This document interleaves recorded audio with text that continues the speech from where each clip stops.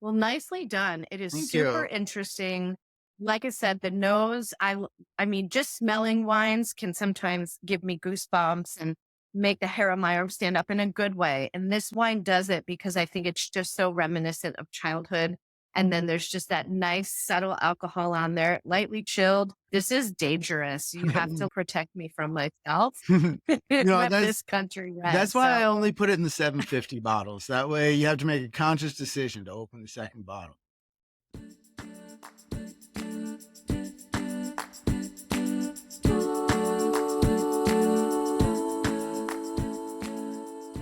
So I wanted to take a quick minute to thank everyone who has supported the podcast and shared feedback and thoughts and messages. If you're enjoying what you're hearing, send me a DM on Instagram at Nikki Lamberti.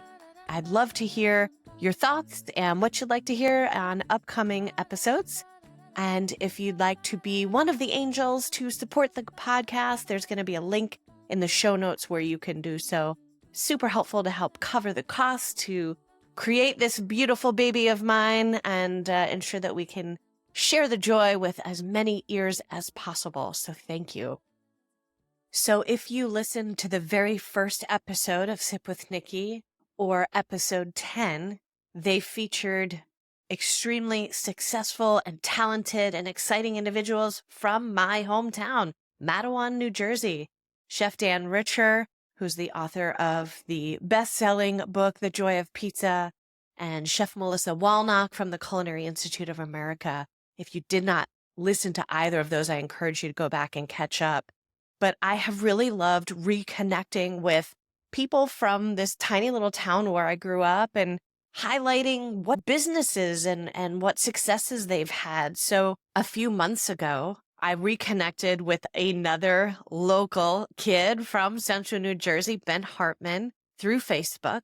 And Ben is making wine just like me on a small scale, but he is doing it in the complete opposite side of the country, up in the Finger Lakes region of New York.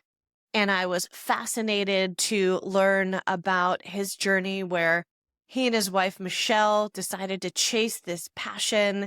And one summer, when he was off from teaching, they put the kids in the car and threw a tent on the roof of the car and went to find their dream property where they could make wine.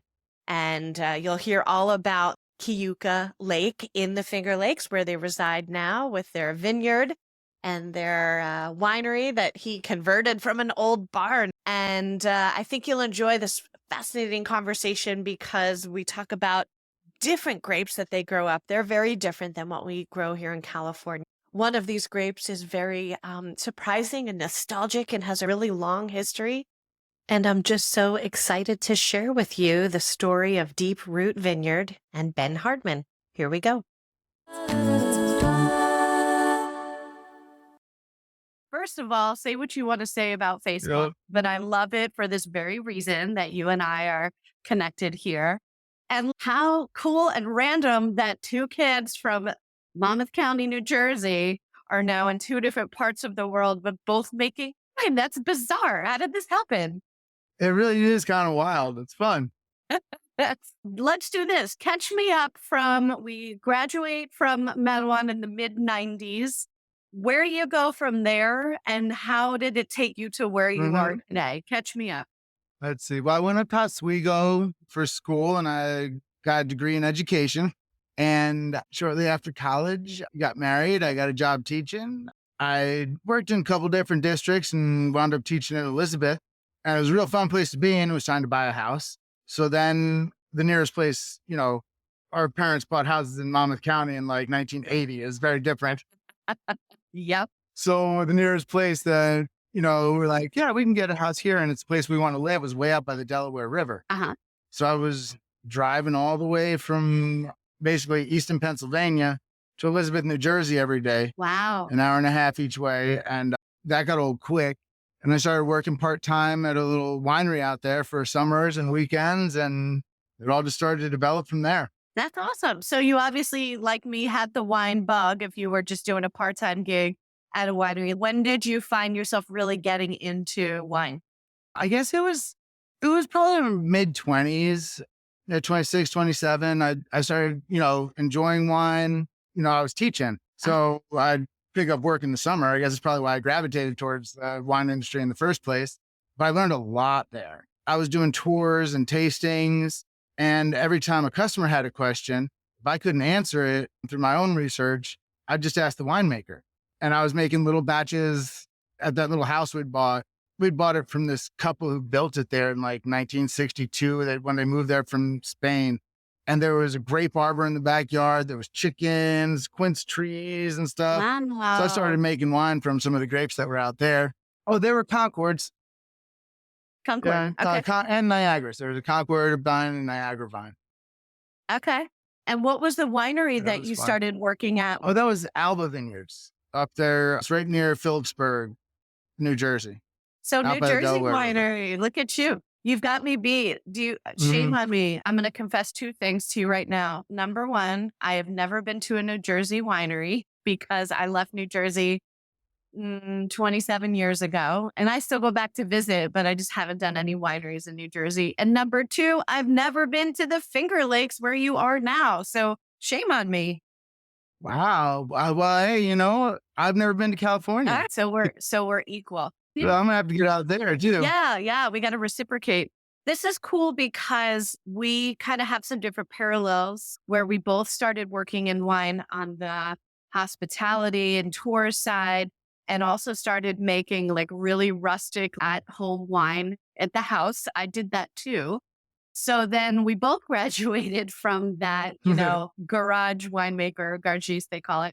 So tell me, how did Deep Root Winery, the property, come to be, and how did you and your wife, Michelle, get that all going? Well, over those couple of years in that first house, we decided this is what we wanted to do. Really, I had this crazy idea, and I was lucky enough that Michelle went for it. And she was getting into the wine aspect of it and the hospitality aspect of it as well. And she grew up in an Italian household, and wine was just always a part of everyday life. So it just seemed like, yeah, let's do this. Summer of 06, maybe we sold that house and rented a place for that school year while I had one more year. We made our plan for where we wanted to check. And that summer came around and we didn't have the mortgage. The lease was up. I didn't teach summer school.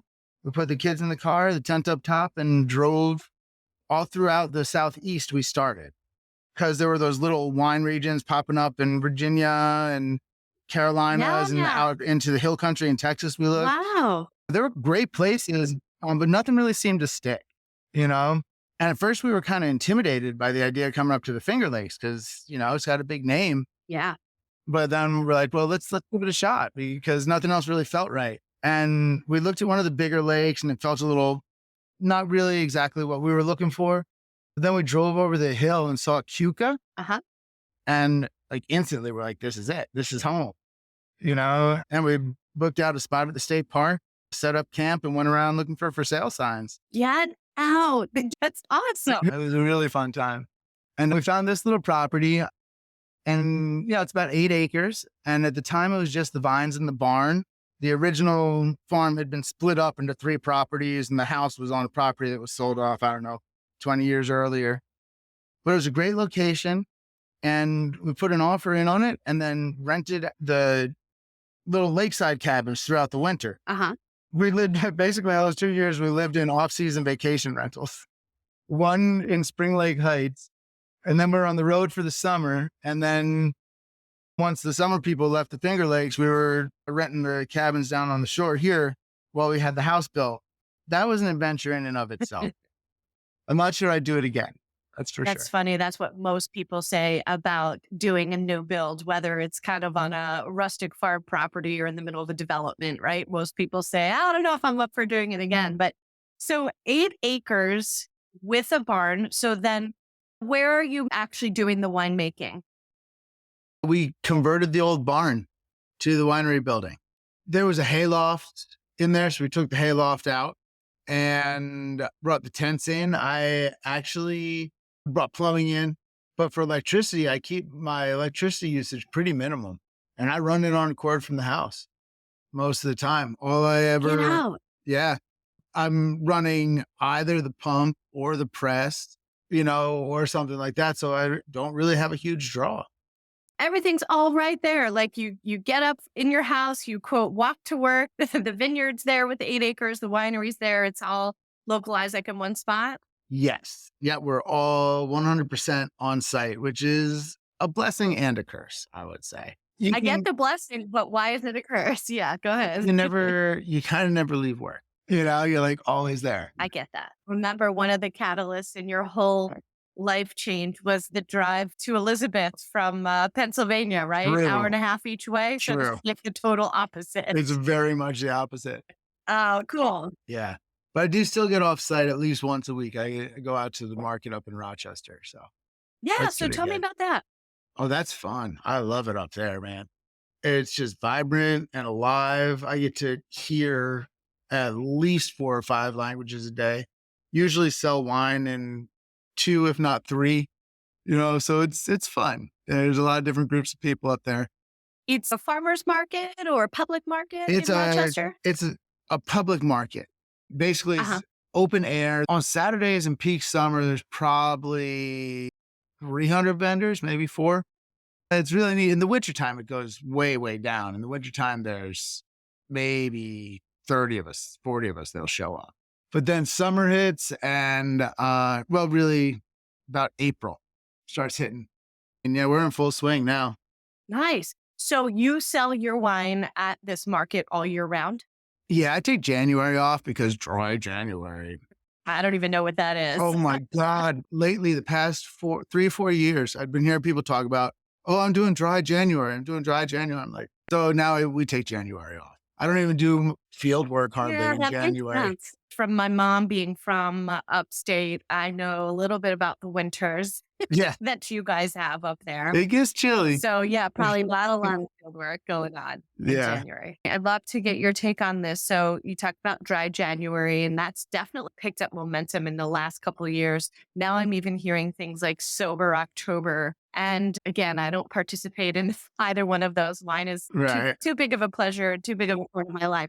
But I respect that people are kind of investigating that. I don't know if you see what I see, but like a lot of articles and blogs and things just about how wine consumption is changing and people may be drinking less. So as someone who makes wine as your livelihood, does it worry you? And what are you hearing about this? I'm like, okay, trends are going this way and trends are going that way. But I do notice that one in particular, that shot my January sales.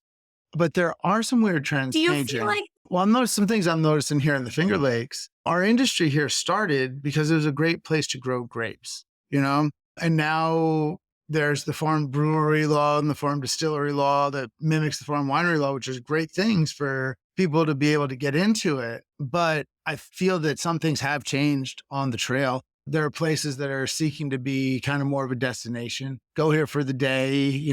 We got places that are doing concerts now. The Beach Boys played a mile from my house on Sunday night. Like, wow. yeah, I could hear them from the backyard. Some of them are really operating as bars at this point. And now I've got customers kind of expecting me to provide those kinds of amenities. And that's not really, kind of what I got into it for. So I see some differences going there. Yeah. And it's hard to tell because I know I definitely sell more wine each year than I did the last year. But I think a lot of that's because I have further and further outreach every year, not because like consumption trends are going up or anything like that. You're growing your audience. Yeah. Your customer base. Just basically the capacity that I can continue to make, until I don't have really any place to put more tanks or barrels. I know what that's like. Hey, do you think though, when the sales pause in January for dry January, do you feel like it pent up demand in February then and the people are like doubling down in February? That has not been my read. This year's been so weird, man. Saturdays have plummeted in temperature in upstate New York. It started in February and kept on going through May, where the week would be nice. It'd be beautiful. We'd start to get flowers coming up. And then Saturday would hit and the temperature would drop and it would rain. This year's a hard one to judge trends on. Yeah. It's tricky when you're dependent on that kind of, retail selling. So you've got you've got the market, which you do mostly throughout the year, minus January. Yeah. But then people can come and visit you. You have a tasting room set up as well. Is that right? Yes, we have a tasting room up here on Cuca Lake, and we are open 5 days a week, usually from the beginning of May through the end of October. But yeah, we close Tuesdays and Wednesdays.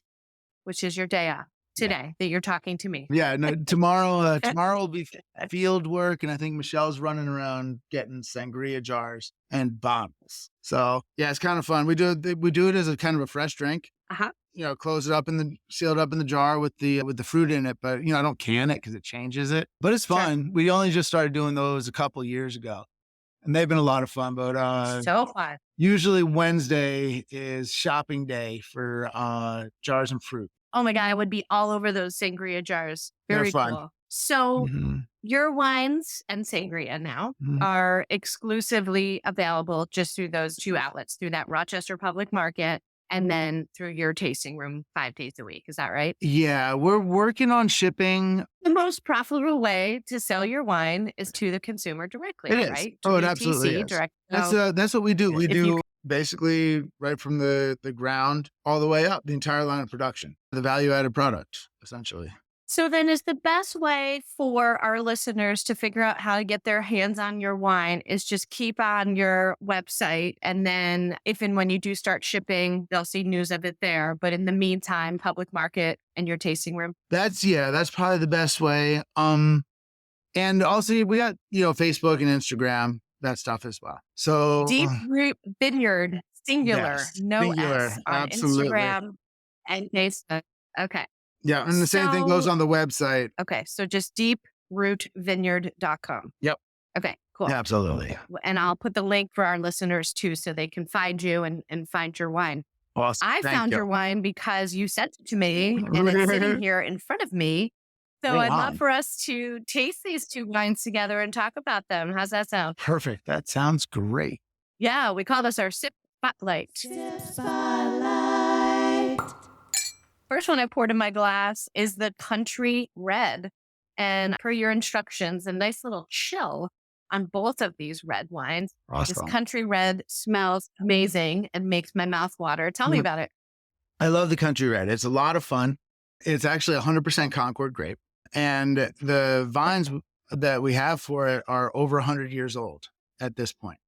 And it's kind of how our property wound up getting its whole name, because the roots are really, really down deep after all this time. They're like 12, 16 foot deep. But what I love about this wine is that it's just such a nice, easy sip in. It works for most occasions, really.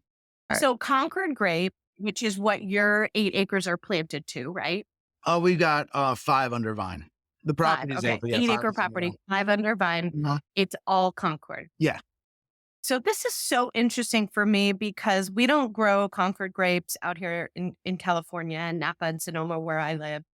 So my familiarity with Concord is from childhood, from like juice and jelly and Welch's. So when I smell this wine, it is so nostalgic for me. And I couldn't quite figure out why, but I was like, oh, it reminds me of something. It reminds me of childhood grape juice. It just has a little kick to it, no? Yeah, that's what I say to people when they come to the market and they're like, oh, I'm looking for something sweet. I'm like, well, I got this one. It's like grown up grape juice. Great description. Yeah. Yeah, it is. I mean, it's a little on the sweeter side, but it comes in at a 3.5 on residual sugar. So now it's not actually crazy high in the actual sugar content that's there. So I kind of like it because it keeps that balance. It's usually sweet enough for people that are looking for a sweet wine, but not over the top for people who like something drier.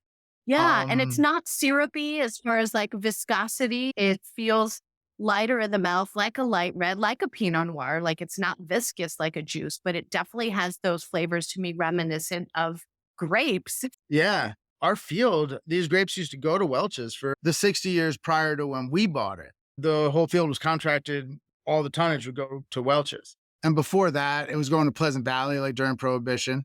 And Pleasant Valley would, from what I understand, they just crush it down and ship out buckets of juice with a packet of yeast taped to the top and instructions on how to make sure it doesn't turn into wine.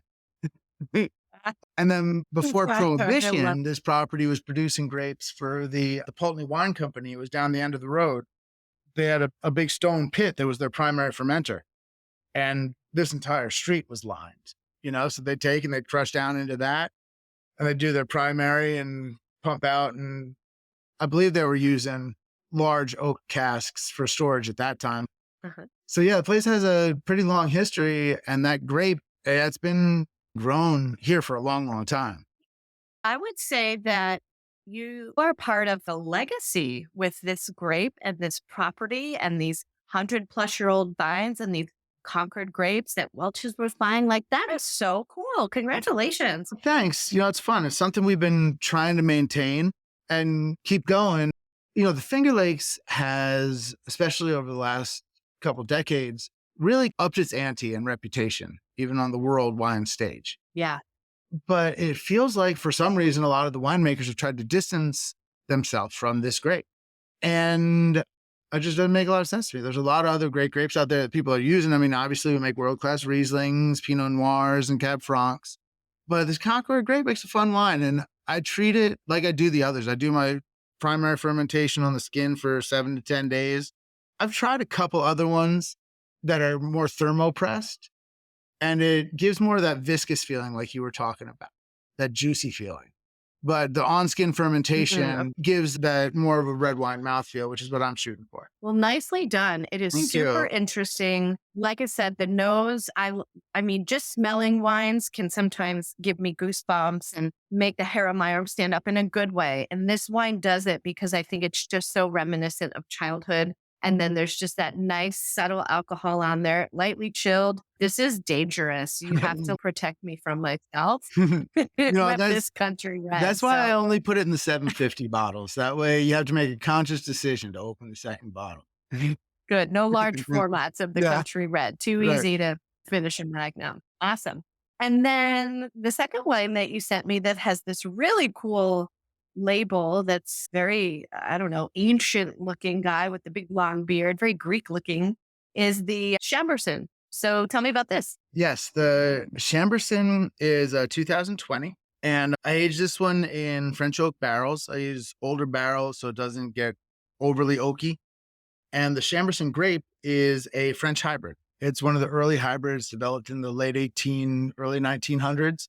And then it was brought over here to the US in the late 30s when Charles Fournier came over and was doing his experiments in the Finger Lakes with hybrids. And 15 or 20 years before Constantine Frank came over and started working with some vinifera's out here as well. It's one of those early hybrids that they brought over and they were working with. And yeah, I just really love it because it gives that kind of nice medium body Pinot Noir kind of feel to me. Yeah, it looks very Pinot Noir in the glass. And for our listeners who are not vineyard and winemaking nerds like you and me, when you talk about hybrids, what Ben's referring to is the genetic material that you plant. Long story short, there's different hybrids that have been created over time for multiple reasons. Sometimes it's just to be adapted to the climate and the soil that you're planting. And other times it's to be resistant to any pest, right? That could infest, Absolutely. like the phylloxera took Yeah. out the wine industry in Europe and the US in history. Yeah, So that one's a meanie. that's what he's talking about, hybrids. Yeah, that is the hybrid's job, is to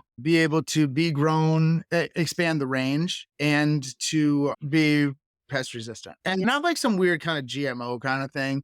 Like the way they make hybrid grapes is, and they've been doing it for thousands of years, really. At first it was open pollination, because really all grapes are hybrids, because grapes are open pollinated. They're wind pollinated.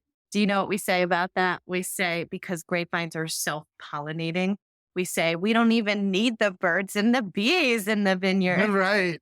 It's true. No, we need them for healthy vineyards and they're good. But for Right. pollination, yeah, the wind does it. There's The wind does that. pollinating, right? And when you're deliberately making a hybrid, you basically shake one flower cluster from one vine over the flower cluster from another one.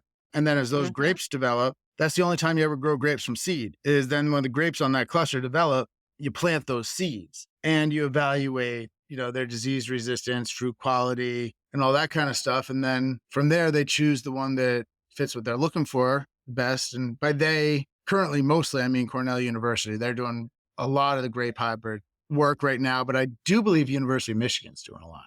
Yeah. And then from there, once you decide which one is going to be your cultivar that you're going to put out commercially, you reproduce all of them from cuttings from there. It's not something I've So, done, but I read a lot about it. well, it sounds like something you know about. So I know you talked about your undergrad at SUNY Oswego and education, but then how did you acquire all of this vineyard and winemaking knowledge? Well, I mostly started out working in tours and tasting room at a winery in New Jersey. And anytime the customers had questions, if I couldn't research the answer, then I'd ask the winemaker. And so I learned a lot, like a lot doing that, because I hate Yeah, not having the answer. Yeah. same, So, yeah, so I was same. going to find it out. And then some experimentation and reading, on that level, and some, homemade wines, like backyard wines along the way. And then when we got up here, I got a teaching job again for a few years, and I started working part-time in other wineries. And I did some hands-on work for a couple different crush seasons with a couple of different winemakers around. But one thing that was really great for me is at that point, we were not seeing a lot of people up here in the wintertime. And it's increasing now. We're seeing more and more people up here in the wintertime. But I was working winter weekends at this one place, and his winemaker had recently graduated from UC Davis, and she had all of her textbooks in the office. So I spent that whole winter reading, and that was great. Then I tried to put little things into practice on my batches I was making at home and stuff like that. It's funny. My laptop, as we're recording this, is sitting on top of a wine science textbook from my UC Davis certificate program, Wine Science Principles and Applications. Maybe it's one that you were reading. It may It's have been. it's intense. There's a lot in there. A lot of equations. Yeah. Yes. Yeah, I don't like that part. This is what's so crazy to me as we're having our conversation here. I keep having these moments where I'm just like, how did these two kids from this tiny town in central New Jersey wind up kind of doing the same thing on opposite sides of the country? Like if someone had tapped us on the shoulders back in Mattawan, 30 years ago, been like, hey, see that kid across the playground? Like he's going to make wine and the Finger Lakes, you're going to make wine in Sonoma. You'd be like, what in the world? Yeah, Right? right? Ew, wine? Right. Probably. Probably would have said that at the time. I love it. It's so cool. So Oh, as I'm sipping fun. on this Chambourcin, which, like I said, looks very light bodied Pinot color in the glass, what Mhm. is this grape known for as far as how it expresses itself in the glass? Well, it is known for a little bit of the earthiness. It's described frequently as having depth and earthy tones and a raspberry or brambleberry type fruit, which I think is where the name has to come from, that Chambord there as a French hybrid. But I get that Uh-huh. kind of that brambleberry type feeling that comes out of it. Yeah. I mean, if we're saying brambleberry is a little more earthy version of a raspberry that people are used to, I think Yeah. that's fair. There's definitely an earthiness to this wine Mm-hmm. Yeah, there's a depth to it, and underneath. it's got a little more tannin, I think, than it looks like. Yeah, that's so fun. And then tell me about this really cool label with this big long beard and the guy with the grapes all around him. People were asking me if I was a self-portrait for a while, but I recently trimmed my beard. But it's a sculpture actually that hangs on our tasting room wall. And Michelle does all her label design work, and she takes different pictures from around the winery and the field. So she took his picture. She's like, I think I got the label for the Chambourcin. So It's very cool. Yeah, it's very thanks. unique. Well, what a cool treat. Like I said, I have not spent time wine tasting in the Finger Lakes, although now that you and I are reconnected, next time I am on the East Coast for a family visit in Jersey, I'm going to try to tack in some time to come see you and Michelle. And I want to see these 100-year-old Concord vines and check Well, out that your would be whole setup. It awesome. sounds really cool. Yeah, I think if you come up and spend a weekend up at Cuca Lake, I think you'd be happy you did. It's a lot of fun up here, and I think a lot of people don't know we're here. If they know we're here, they don't know what it's like out here. And there's Yeah. some really interesting stuff going on. Well, it sounds like it. It sounds like a special place. And I know just from kind of keeping up on wine trends that, in the last decade or so, I think New York is in the top 5 of wine production with California, Washington, Oregon, Virginia, Texas, New York. So top 5 or 6. So Yeah, I believe between so. what you guys are Mhm. doing up there in the Finger Lakes and then some Long Island wineries, like it's no joke. I think it's awesome. And I can't wait to try Yeah, more of there's your some neat stuff wines. going on. Cool, Yeah, thanks. yeah. And thanks for sending yours over, by the way. When you do Mhm. crack it open, the quintessential Sangiovese pairings, margarita pizza, bolognese, the charcuterie board, Parmigiano Reggiano, like all All of the right. stereotypical Italian pairings. That is what that wine was crafted to be with. Nice. Cool. Well, yeah, I'll probably wait a couple years on it. All Yeah. right. Well, Cool. enjoy it. Like I said, I'm going to put the link in the show notes for your website and for your social media. And especially, I have a lot of listeners on the East Coast who may be planning trips up there. So hopefully they'll come check you out, see what you guys are doing, and Yeah, taste your that'd be super fun awesome. wines. All right. Cool. Thanks. Well, thank you for your time, friend. Cheers. Thanks. Yeah. Cheers. It's great talking to you, Nikki. You too. Right on. If that doesn't inspire you to chase your dreams, I don't know what does. And as someone who uprooted her life to do that very thing, I just want to say, Ben and Michelle, I see you, and congratulations on all your success. For you listeners, if you are looking to plan a very cool trip up to that region, whether you live in the Northeast and going to make a weekend of it, or you're traveling cross country, there's over 130 wineries in the Finger Lakes region, and breweries and food and just beautiful scenery. So I encourage you to check it out and make sure that you have Deep Root Vineyard on your itinerary. If you're going to be in the area, I'd also encourage you to check out the Rochester Public Market. It's open year-round, although we know Ben won't be there in January. And you can find Ben and Michelle selling their wine at the market there. You can also check them out on their website, Deep Root Vineyard, singular, not plural, deeprootvineyard.com. And as Ben mentioned, they're getting set up with shipping soon, so check that out on their website. Be sure to follow them on Facebook and Instagram, both of which are Deep Root Vineyard. And as always, if you'd like to get your hands on some of my Chase Your Dream wine, Solavato Sangiovese, you can visit my website, solovatowines.com. Link is in the show notes. At the time of recording, we've got the 2021 Sangiovese available. And if you use the discount code PODLISTENER, I will give you 10% off your purchase. As always, all of the links to find these things that I've mentioned will be in the show notes below, so check them out. And if you're having fun sipping with me, please leave a rating in Apple or Spotify. And if you know someone who would enjoy being part of our sip community, please share the podcast with them. As always, sip well.